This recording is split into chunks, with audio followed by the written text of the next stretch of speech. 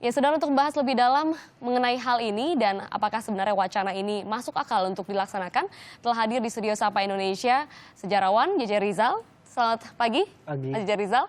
Sedianya juga kita akan bergabung bersama dengan pengamat tata kota Jehan Siregar, tapi dalam perjalanan sehingga mungkin akan kita hubungi lewat telepon. Dan di sambungan telepon kami juga berusaha untuk bisa terhubung dengan juru bicara Kepresidenan Johan Budi. Selamat pagi, Pak Johan Budi. Halo, selamat pagi, Glory. Ya, terima kasih atas kesempatan untuk di Sapa Indonesia pagi ini. Pak Johan Budi, kembali wacana untuk memindahkan ibu kota ini mencuat. Sebenarnya seserius apa pembicaraan ini di istana?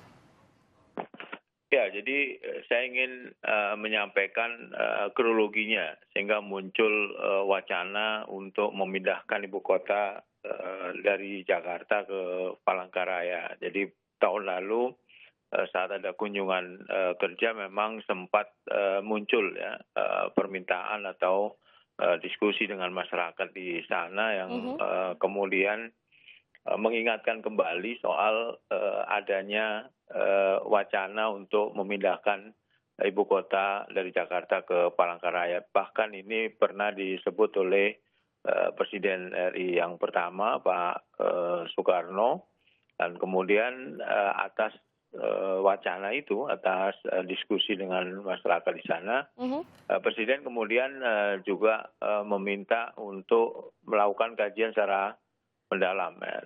Tetapi tentu ini memerlukan waktu dan juga tidak mudah ya untuk memindahkan satu ibu kota dari Jakarta ke Palangkaraya. Perlu kajian yang mendalam dan Bappenas dalam hal ini sudah diminta oleh Presiden untuk melakukan kajian yang mendalam dari berbagai sisi ya, atau dari berbagai konteks dalam pengembangan ibu kota, sebuah kota gitu. Ini sedang dilakukan, tetapi tentu saja ini masih baru tahapan wacana ya, belum diimplementasikan. Misalnya ada rapat terbatas tentang itu atau rapat kabinet. Karena memang proses ini tentu panjang ya, harus ada pembicaraan juga saya kira dengan pihak parlemen, DPR dalam kaitan dengan ini, dan itu belum dilakukan. Jadi masih dalam tahap untuk mewacanakan apakah memungkinkan Jakarta dipindah ke Palangkaraya gitu. Ya, Pak Johan Budi, reaksi-reaksi apa yang muncul setelah kemudian Pak Jokowi ini meminta pengkajian lebih mendalam mengenai Kalimantan Tengah, tempatnya di Palangkaraya ini untuk sebagai lokasi ibu kota negara? Ya, sekarang sih belum ada, pro kontra sih belum ada. Tetapi memang kalau dari sisi letak geografi di Palangkaraya kan memang di Katulistiwa lah, di garis dekat dengan Katulistiwa yang berbatasan juga dengan Malaysia, dan juga ini lokasi itu masih cukup luas gitulah. Tetapi tentu harus ini ya, sekali lagi kajian ini perlu mendalam ya, segala aspek perlu dilihat, apakah itu ekonomi, sosial, dan mengenai hal yang berkaitan dengan pemindahan ibu kota itu sendiri. Jadi sampai hari ini sih masih dalam batas itu tadi dikaji secara mendalam apakah memungkinkan pemindahan ibu kota dari Jakarta ke Palangkaraya. Terkait keseriusan juga Presiden Jokowi, Pak Johan Budi, apakah ada rencana untuk kunjungan kembali ke Palangkaraya dalam waktu dekat? Dalam waktu dekat belum ada, Glory. Tapi seperti yang disampaikan oleh Menteri Bappenas bahwa pihak Bappenas memang sedang melakukan kajian yang cukup mendalam. Dan ini saya kira perlu waktu ya, tidak bisa setahun 2 tahun saya kira. Baik, terima kasih Pak Johan Budi sudah bergabung di Sapa Indonesia pagi hari ini, juru bicara Kepresidenan. Dan tadi sudah dikatakan Pak JJ Rizal bahwa memang Presiden tertarik sekali untuk melihat kemungkinan ini, pemindahan ibu kota negara dari Jakarta menuju ke Palangkaraya. Kalau Anda melihat sejarahnya dari latar belakang sendiri, Presiden Soekarno saat itu sudah berinisiasi untuk bisa memindahkan ibu kota. Apakah hal ini mungkin? Ya, dulu itu Bung Karno punya alasan memindahkan ibu kota. Tapi sebenarnya bukan memindahkan ibu kota, tapi dia membayangkan membangun sebuah kota baru. Dan dia datang di sana tahun 1957 selama 5 hari Bung Karno di kota yang sangat terpencil dan belum ada Palangkaraya, namanya masih Pahandut begitu. Dan Bung Karno memukul kayu dengan kapak dan menetapkan harus ada kota baru, persis seperti Daendels waktu menginginkan ada kota Bandung di awal abad ke-19. Begitu yang dilakukan oleh Bung Karno. Dan desainnya Bung Karno juga sudah membuat begitu ya. Tapi kita harus ingat, walaupun Bung Karno kemudian datang dan meminta Rusia membantu membuat jalan raya dan hanya jadi seperempatnya, tapi ini sebenarnya alat politik, medium politik, bahwa kita harus ingat tahun 1957 ketika Bung Karno datang, dia mendapat desakan, banyak sekali pemberontakan, protes-protes di daerah tentang Jawaisme, tentang Jawa menjadi sentral dari Indonesia baru begitu. Dan ini dijawab oleh Bung Karno bahwa dia bukan penganut Jawaisme, maka dia ingin pindahkan itu ke satu sentral baru yang namanya Pulau Kalimantan, yang dianggap ada di tengah-tengah dari dan ada di garis Katulistiwa. Tapi ini Bung Karno sendiri kemudian mengoreksi ketika dia menetapkan akhirnya ibu kota adalah Jakarta, dan mulai yang namanya wali kota tidak ada lagi di Jakarta, kemudian yang diangkat adalah gubernur, dan pelan-pelan Palangkaraya jalannya jadi tahun 62, tapi ibu kota menjadi Jakarta. Dan gitu ya? Bung Karno menawarkan konsep baru tahun 1965, dia mengeluarkan Pepres tentang konsep megapolitan. Ini menurut saya jalan sejarah yang bisa kita lihat. Di ibu kota Jakarta sendiri kalau kita lihat tidak instan begitu untuk dibentuk sehingga menjadi saat ini infrastruktur, kemudian kemudahan juga akses dari banyaknya kementerian yang berpusat di ibu kota, dan belum lagi untuk bisnis, pergerakan ekonomi dan lain sebagainya. Jadi untuk memindahkan suatu hal yang kompleks ke suatu daerah yang harus dibangun kembali dari sisi sejarahnya yang ditinggalkan di Jakarta atau di Pulau Jawa ini, bagaimana Anda melihatnya? Bung Karno juga waktu itu merasa bahwa Jakarta akan menanggung banyak beban, dan beban itu harus dibagi. Jadi kita memang memerlukan kota-kota baru, istilah Bung Karno. Dan kota-kota itu setelah tahun 62 dibayangkan oleh Bung Karno meniru kota Jakarta yang disebut kota wajah muka Indonesia. Jadi banyak kota-kota baru yang dibayangkan akan tumbuh seperti Jakarta sebagai ekspresi atau manifestasi dari keinginan kita mengubah kota-kota yang dibentuk oleh sejarah kolonial menjadi kota republik. Nah, Jakarta juga kan wacana waktu mau dipindahkan ke Palangkaraya karena Bung Karno merasa dia perlu lahan baru untuk membuat ibu kota yang baru, dan dia teringat tokoh favoritnya George Washington gitu, yang membuat kota Washington DC begitu kan. Ada Sungai Kahayan yang besar, terus ada dibandingkan dengan Potomac begitu ya. Nah, jadi Bung Karno itu membayangkan kita harus menghapuskan jejak kolonial bahkan dalam arsitektural ruang kota. Tapi kemudian itu tidak berhasil dilakukan karena material yang sangat sulit dikirim ke Palangkaraya. Tapi juga ada orientasi ke kota-kota yang lain. Jadi bukan hanya Palangkaraya yang dibayangkan oleh Bung Karno setelah tahun 62. Meskipun hingga saat ini Palangkaraya menjadi kemudian kota yang disebut-sebut cocok karena tidak hanya bebas dari gempa begitu kan, dari bencana alam, banjir begitu juga, tapi dilihat juga sebagai tempat yang memiliki lokasi yang cukup luas untuk bisa menampung hal ini. Saya akan terhubung dulu di saluran telepon bersama pengamat tata kota Jehan Siregar. Selamat pagi, Pak Jehan. Selamat pagi, Mbak Glory. Iya, selain tidak bisa hadir di sini, tapi saya rasa melalui saluran telepon kita juga bisa berbincang. Selain tadi yang saya sudah sebutkan, bahwa Palangkaraya ini menjadi sangat strategis karena tidak terkena bencana alam, begitu dari lokasinya yang aman, meskipun tidak ada pelabuhan yang menjadi catatan juga di sana. Apakah ini juga yang menjadi pilihan sehingga ditetapkan sebagai salah satu kota yang siap untuk menjadi ibu kota? Ya, mengenai lokasi, memang sebaiknya itu di tengah ya, karena latar belakang pemindahan ibu kota itu di berbagai negara itu adalah untuk mencari lokasi yang paling strategis. Nah, apalagi tadi menarik tinjauan sejarah dari Mas JJ Rizal, bahwa Indonesia ini memang negara kepulauan, negara berbagai suku ya. Nah, jadi kalau bisa memang ibu kota itu sangat strategis hubungkan dengan berbagai daerah lain di Indonesia, dan Kalimantan itu memang yang katakanlah di tengah Indonesia. Nah, tapi apakah Palangkaraya ini saya pikir belum harus ditetapkan sedari awal ya. Intinya itu adalah bagian selatan Kalimantan. Ya, jadi apakah Kalimantan Tengah bagian selatan, Kalimantan Selatan, ataupun Kalimantan Timur bagian selatan itu saya pikir yang sudah kita juga pernah kaji ya bersama tim Visi Indonesia 2033 itu di Kalimantan bagian selatan dah. Iya, kenapa kemudian menjadi penting begitu untuk berada di tengah-tengah, apa yang kemudian menjadi jawaban dari kajian ini? Iya, kalau kita melihat dari berbagai kasus pemindahan ibu kota di berbagai negara, seperti kita lihat di Australia misalnya ya. Nah itu kan antara Sydney dan Melbourne itu berebutlah ingin menjadi ibu kota. Akhirnya dibangunlah Canberra itu di antara lokasinya itu antara Sydney dan Melbourne.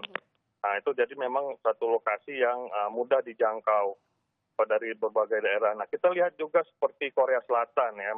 Sekarang Korea Selatan membangun Sejong sebagai kota baru. Memang tidak digembar-gemborkan sebagai ibu kota baru. Dan lokasi Sejong itu memang berada di tengah di antara 4 kota besar di Korea Selatan ya, Busan, Seoul itu ya. Nah, berjarak 2 jam perjalanan ke kota baru itu. Nah, ternyata akhirnya Sejong itu diarahkan untuk menjadi ibu kota baru. Jadi berbagai latar belakang tadi, apakah masalah keamanan geografis, masalah kemudahan dijangkau dari berbagai wilayah di tanah air, kemudian alasan sejarah menghadirkan satu kota nasional lah gitu ya, kota republik istilah Mas JJ Rizal tadi ya, itu memang jadi satu tujuan dari pemindahan ibu kota itu. Pak Jehan, kalau kita lihat secara kemudian positifnya begitu, jika dipindahkan ke lokasi yang baru, kita bisa membangun dari awal lagi untuk tata kota yang baik bagi ibu kota. Nah, menurut Anda jika memang ada keseriusan pemerintah untuk melakukan hal ini, masih berapa lama lagi bisa diwujudkan secara benar begitu tata kota yang diinginkan untuk ibu kota Indonesia? Ya, karena pembangunan kota baru itu membutuhkan proses yang panjang ya, perencanaan, kemudian penyiapan berbagai infrastruktur hingga nanti masanya untuk pemindahan ya, termasuk di dalamnya penyiapan kelembagaan dan landasan undang-undangnya. Nah, kalau bisa ya secepatnya ya, dan itu semuanya tidak harus linear gitu ya. Tidak harus kajian dulu, kemudian sampai ada undang-undangnya dulu, tidak. Nah, rencanakan dengan baik, nah, nanti sambil jalan secara simultan, pemerintah mengajukan untuk mendapat dukungan dari berbagai pihak, terutama dari sisi politik ya, dari Dewan Perwakilan Rakyat. Ya, baik. Terima kasih Pak Jehan, ditahan dulu, kita akan berbincang lagi bersama dengan Mas JJ Rizal di sini. Kalau kita sudah lihat tadi ada kajian-kajian harus aman secara geografis, kemudian harus mendapatkan persetujuan juga secara pemerintahan untuk pemindahan ini tidak mudah. Dan jika tunggu terselenggara itu masih ada waktu beberapa tahun. Sementara jika isu yang merebak, harga tanah kemudian bisa naik dan lain sebagainya. Jadi Anda setuju?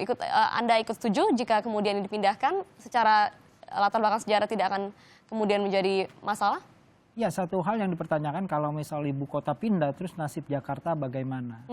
Nah ini sebenarnya sudah dijawab karena isu pindah ibu kota ini hampir setiap kepemimpinan begitu ya, dari Presiden Soeharto, malah setelah Soeharto membayangkan pindah ke Jonggol begitu, kemudian Pak Habibie yang menggantikan Pak Harto membayangkan pindah ke Sidrap begitu ya, kemudian Pak SBY gitu ya membayangkan juga pindah ibu kota begitu, kemudian Pak Jokowi. Jadi ini bukan hal baru, bahkan di masa pemerintah Pak Jokowi saya ingat Mas Andri Nopcaniago sebagai Kepala Bappenas itu sudah membuat kajian, dan kajian itu bahkan yang menurut saya menarik adalah dia awalnya mendukung pindah ke Palangkaraya, tapi setelah melakukan pengkajian itu Palangkaraya daya dukungnya juga tidak mencukupi, area yang bisa layak huni itu juga tidak seluas seperti yang dibayangkan, 3 kali lipat dari besar Jakarta hari ini. Kemudian juga potensi banjir apabila salah kelola seperti di Jakarta juga besar. Dia mengusulkan tempat baru misalnya Sampit, Pangkalan Bun. Tapi intinya menurut saya setiap ada wacana pindah ibu kota, itu kotanya bisa pindah-pindah, tapi satu hal yang sama, orang Jakarta akan beli tanah. Setiap ada wacana pindah ibu kota, di kota yang disebutkan. Di Jonggol langsung ngeborong, di Palangkaraya langsung ngeborong, di Sidrap langsung ngeborong gitu. Jadi mungkin harus dilakukan diam-diam ya, seperti Mas Jehan tadi katakan, dan kita hanya bisa mewujudkan itu dalam waktu 10 tahun sebenarnya. Masih ada waktu yang kemudian diperlukan, bisa dikatakan tadi juga tidak harus menunggu begitu ya, bisa berjalan bersamaan pembangunan yang jelas dan lain memang Jakarta sebagainya. itu sudah kelebihan beban. Ya. Konsep yang ditawarkan untuk pindah ibu kota sebenarnya itu sama seperti yang dibayangkan oleh Bung Karno, adalah membagi beban. Dengan membagi beban artinya membagi kue pembangunan.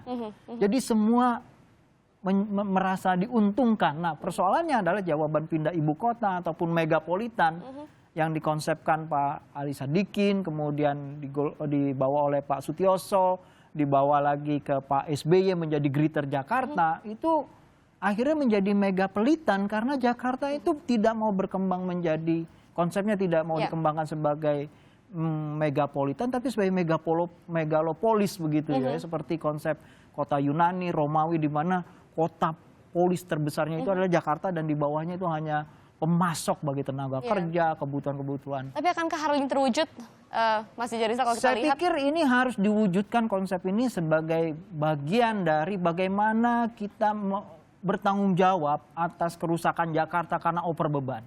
Jadi isu wacana pindah ibu kota itu adalah isu yang harus diarahkan bagaimana mengurangi beban Jakarta yang menurut saya over ini, kelebihan ini ke wilayah-wilayah, artinya distribusi pembangunan itu sebenarnya. Baik, di sambungan telepon masih ada Mas Jehan juga. Saran Anda atau usulan Anda terkait dengan wacana ini, terakhir sebagai penutup kami, Mas Jehan. Ya, tadi saya ada dengar kemungkinan spekulasi lahan ya. Nah, dari berbagai kasus di berbagai negara, langkah-langkah untuk mengatasi masalah spekulasi ini sudah ada. Kita bisa belajar dari contoh-contoh sukses, misalnya di Putrajaya. Ya, mereka itu membuat lokasi-lokasi beberapa pilihan ya, 5-10 lokasi, direncanakan semuanya dengan baik. Nah, tiba giliran penetapan lokasi definitif, itu hanya satu pengambil keputusan, yaitu kepala negara. Ya, nah, langkah-langkah seperti ini bisa sebenarnya kita pelajari tanpa harus terbuai dengan apakah ini jadi proyek bancakan, spekulasi dan sebagainya. Nah, jadi saran saya pertama-tama siapkanlah satu sistem kelembagaan, satu delivery system yang baik, ya, jangan project as usual, business as usual ya, menjadi nanti semua pihak pengen mendapatkan bagian dari proyek tersebut, bukan ya. Jadi ini harus memang membangun sistem kelembagaan, sistem peraturan yang baik. Dan ini menjadi satu tujuan tersendiri, yaitu Indonesia baru dengan tata cara tata pengelolaan pembangunan yang juga baru. Ya, baik. Terima kasih Pak Jehan Siregar, pengamat tata kota.